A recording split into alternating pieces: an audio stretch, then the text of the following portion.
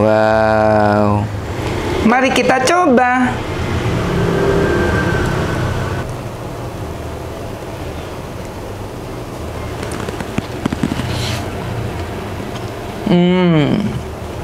Untuk mendapatkan semua produk yang aku gunakan di video ini, bisa langsung klik di YouTube Shopping yang ada di layar.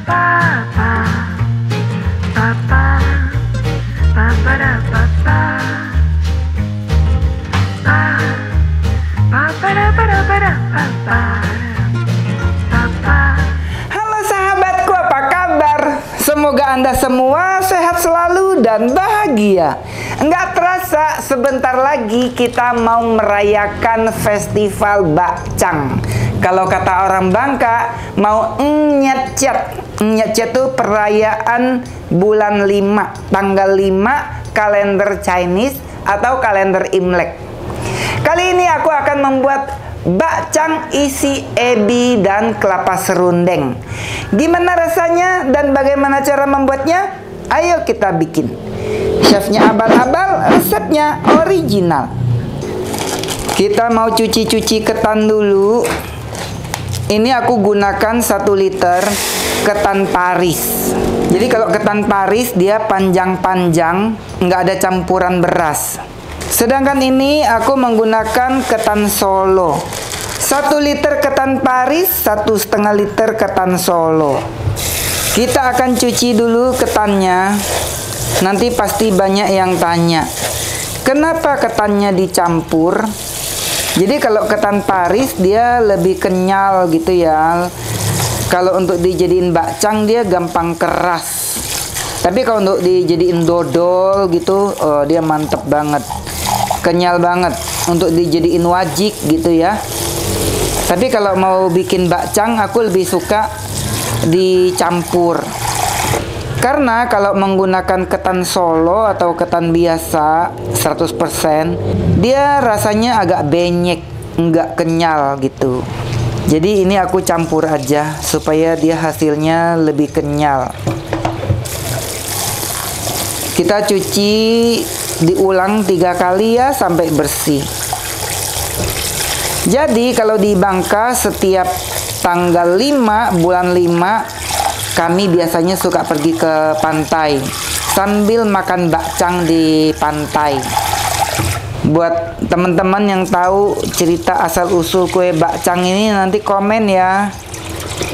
Yang aku tahu kalau di Bangka setiap tanggal 5 bulan 5 kalender Chinese itu air sumur tiba-tiba bisa yang dingin sekali.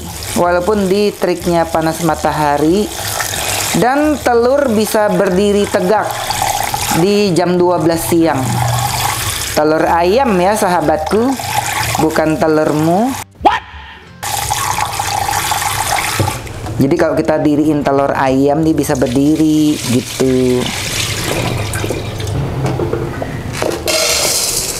Selanjutnya kita mau aron ketannya. Kita pakaiin garam sekitar 10 gram. Pakaiin daun pandan supaya harum.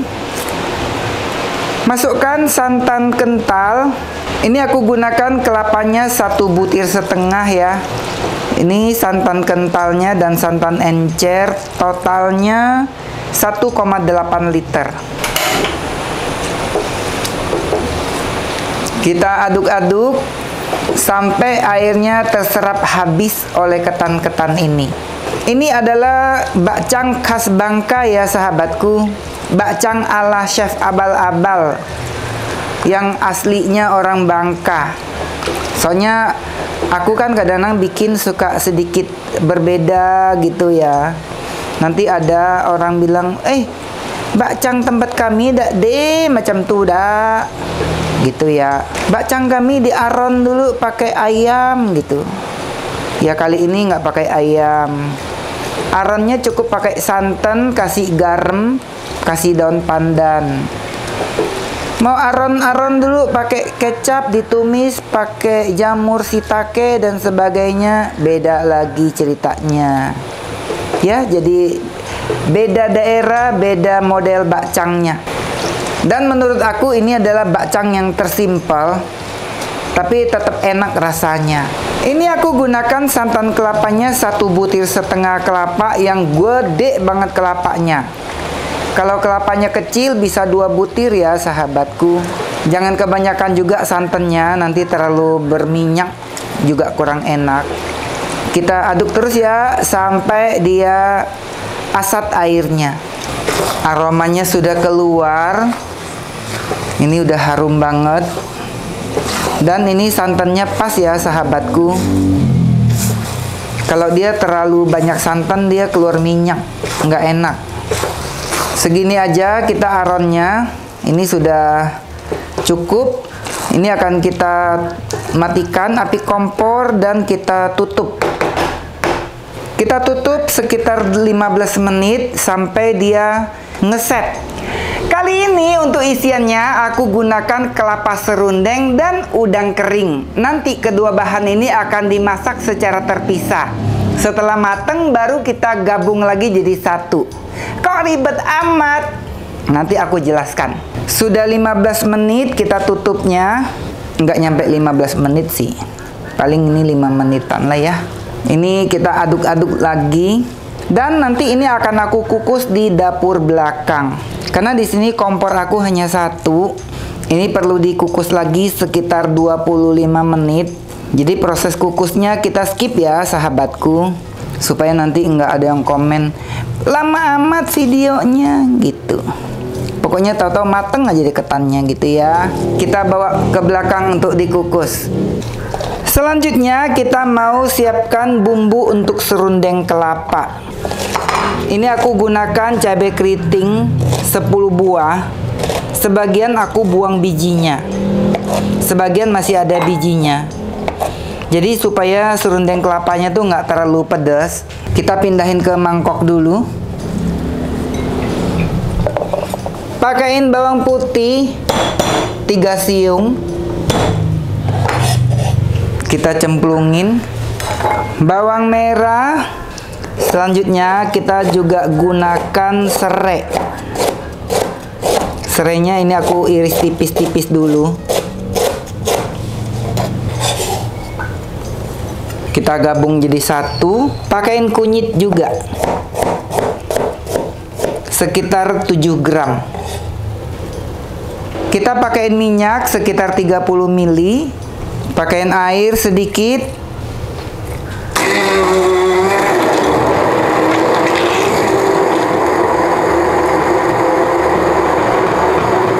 Segini aja udah cukup. Cepet banget ya halusnya. Ini aku gunakan hand blender dari Idea Life. Jadi dia ada 2 speed kayak gini. Gampang banget dibersihinnya, nggak perlu repot-repot daripada kita menggunakan blender-blender yang pakai mangkok ya. Ini simple banget. Kalau kalian mau punya, ini tipenya IL215S. Selanjutnya kita mau haluskan udang kering. Udang keringnya sudah aku cuci dan sudah direndam sebentar. Kita gunakan hand blender lagi. Jadi ini dia satu set ya, masih sama dengan yang tadi.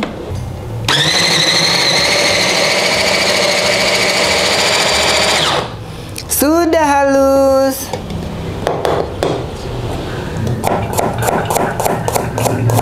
Bawang merahnya kita iris-iris aja. Selanjutnya bawang putih kita cincang halus.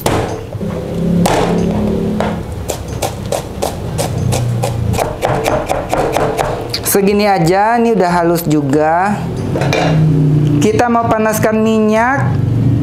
Ini sekitar 30 ml. Hampir lupa pakai tatakan kompor. Ini wajib banget supaya wajannya enggak cemong.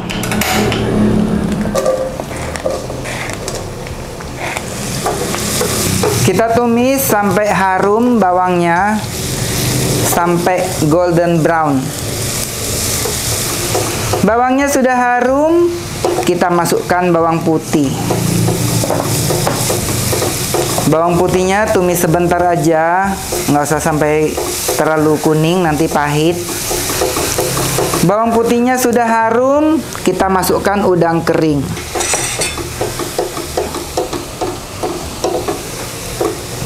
Apinya kecil aja, nggak usah gede-gede. Kita tumis sampai udang keringnya bener-bener mateng, sampai dia mengeluarkan busa. Ini dia nggak terlalu berbusa, karena aku taruh minyaknya nggak yang terlalu banyak. Selanjutnya kita masukkan kaldu rasa ayam. Walaupun udang keringnya udah gurih, kita tambahin sedikit kaldu rasa ayam ya, supaya lebih enak rasanya. Masukkan kecap manis. Pakaiin gula pasir. Apinya kita matikan aja, supaya nggak jadi pahit. Pakaiin lada bubuk.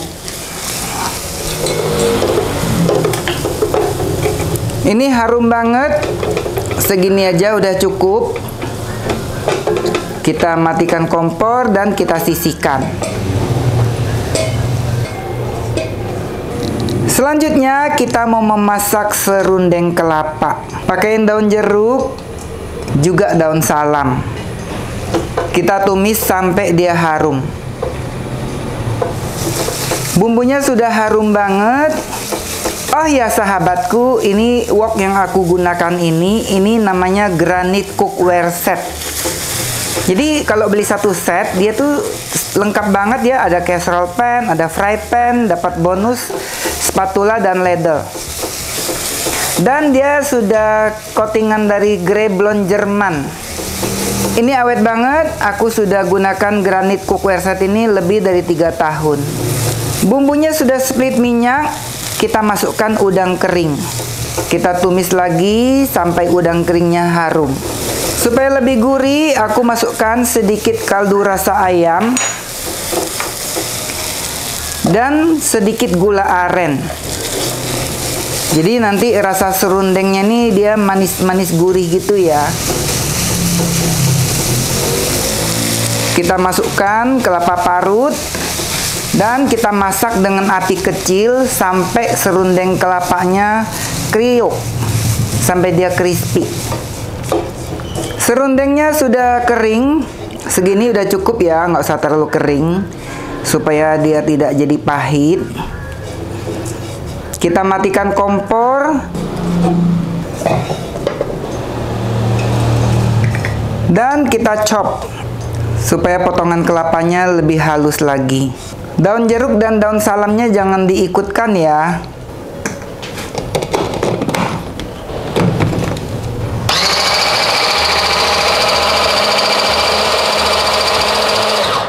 Kita chopnya sebentar aja ya sahabatku, nggak usah terlalu halus, nanti malah jadi ambu-ambu. Kita sisihkan dulu kelapa serundengnya. Ini harum banget sahabatku. Kita ambil sebagian kelapa serundeng ini dan kita campurkan dengan ebi yang sudah dimasak tadi. Lalu kita aduk jadi satu. Alasan aku mencampurkan ebi dengan serundeng, jadi dia lebih tidak terlalu asin, juga ada aroma kelapanya, dia bakal lebih enak. Kalau murni udang kering, dia kayak terlalu gurih gitu ya, terlalu asin. Tapi kalau kita masak jadi satu, itu dia bakal susah untuk kering kelapanya. Itu alasannya kenapa aku masaknya dipisah. Nah ini rasanya bakal jadi lebih gurih dan lebih enak. Seperti ini ya. Selanjutnya kita ambil daun pandan. Pastikan tulang tengahnya ini sudah dibuang ya. Kita tekuk seperti ini, seperti kerucut. Lalu kita ambil ketan seperti ini.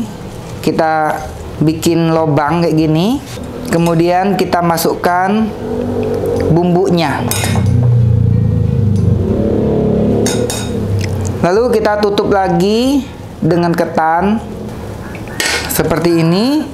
Kemudian kita tekuk di bagian samping daun seperti ini, kemudian ditekuk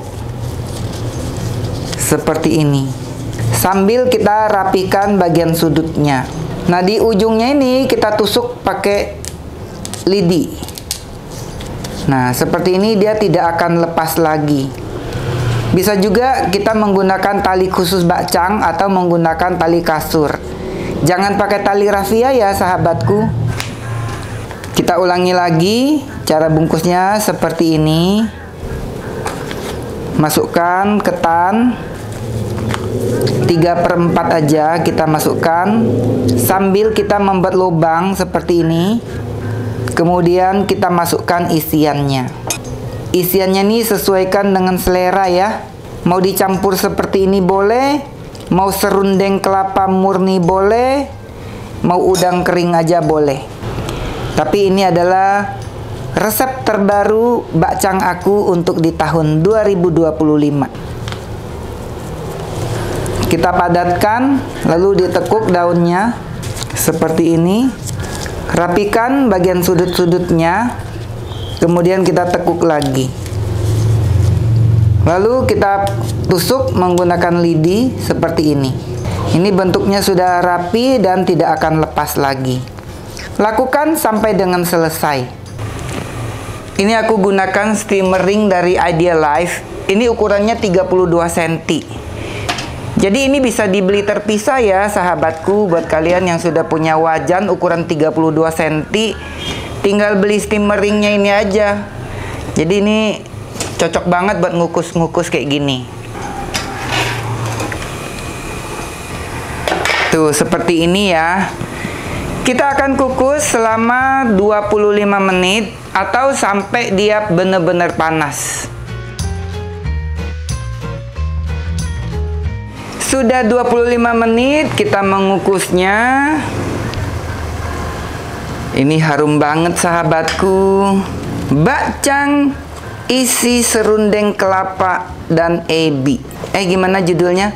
Bakcang ebi serundeng. Ini harum nih sahabatku. Panas. Panas banget sahabatku kena tanganku. Kita mau buka. Wih, panasnya sahabatku.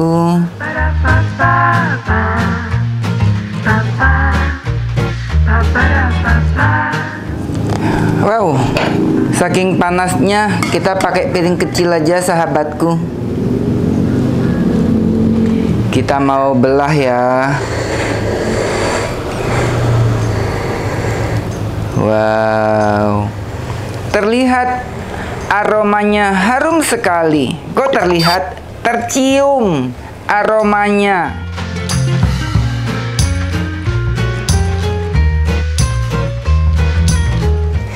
Sahabatku, seperti ini bakcang isi ebi dan serundeng kelapa. Biasanya kalau di Jakarta suka ada ketan serundeng. Nah, alasan aku mencampurkannya, kalau semuanya 100% ebi itu bakal terasa sangat asin gitu ya kan. Nah, kalau di mix seperti ini, kita mau tahu seperti apa rasanya. Mari kita coba.